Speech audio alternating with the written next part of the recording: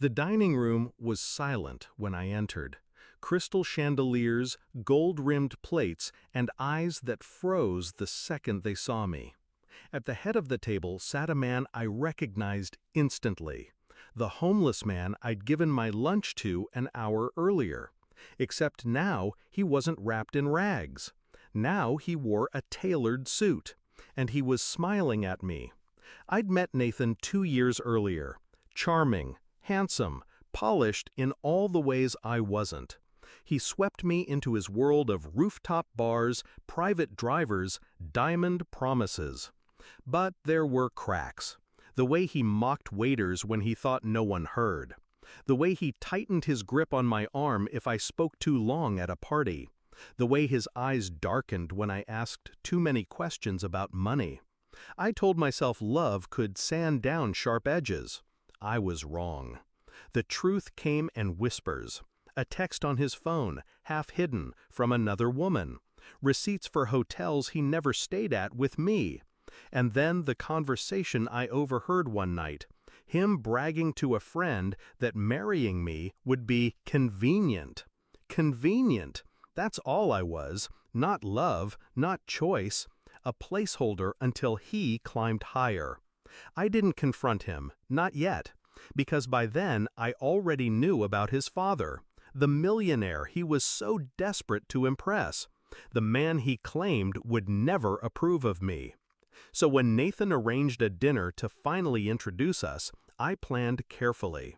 I was early that day, bouquet in hand, heart pounding. Then I saw the man on the corner, tattered coat, weathered face, eyes that carried too many winters. Something in me hesitated. I had a meeting that could decide my future, but hunger is harder to ignore than pride. I handed him my lunch. "Eat well," I said softly. He smiled, like the world had just remembered him, and I walked on. The mansion loomed, sprawling marble and glass. My palms sweated as I crossed the threshold, led by staff into the dining hall. And there he was, the man from the street, now upright, clean, commanding. Nathan's father. My fiancé paled beside me, stammering, "Dad, this is—" But his father raised a hand. His gaze locked on me. "You were late," he said, "because you stopped." My breath caught. He'd seen me. Dinner unfolded like theater. The father asked questions, sharp, deliberate. He didn't care about my resume or my family background. He wanted to know why I worked the jobs I worked, why I didn't give up when money was scarce, why I still gave when I had little. Nathan tried to interject, boasting about deals and profits. His father silenced him with a look colder than ice. By dessert, I knew the truth. This man hadn't invited me to judge me. He'd invited me to test his son. And Nathan had already failed. The revelation came after the plates cleared. His father leaned back, voice calm but final. "Nathan, I will not bless this marriage." My fiancé's face contorted, fury breaking through his polished mask. Why? Because she's not rich enough? Not good enough? His father turned to me. She is more than enough. You, however, are not. Gasps echoed down the table. Nathan's knuckles whitened against the tablecloth. His father slid an envelope across to me. Inside, documents, bank transfers, proof of Nathan's theft from the family company. He thought no one was watching, the man said, but I watch everything. And you, Celine, you passed the test my son failed.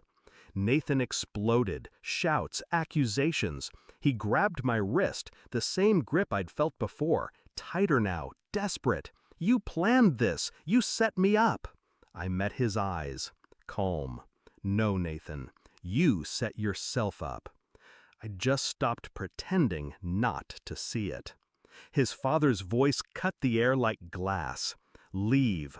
You are no longer my son in business or in blood." The guards moved. Nathan's fury turned to begging, then to silence as he was dragged from the room. I sat there, the table empty but for me and the man who had tested both of us. "You gave away your lunch," he said. That told me everything. I didn't reply. I didn't need to. Now, when I look back, I realize the dinner wasn't about wealth. It wasn't about approval. It was about truth. Nathan wore masks until the end. I wore none. And in the end, masks always fall. They thought I was the one being tested, but really it was him. And he failed.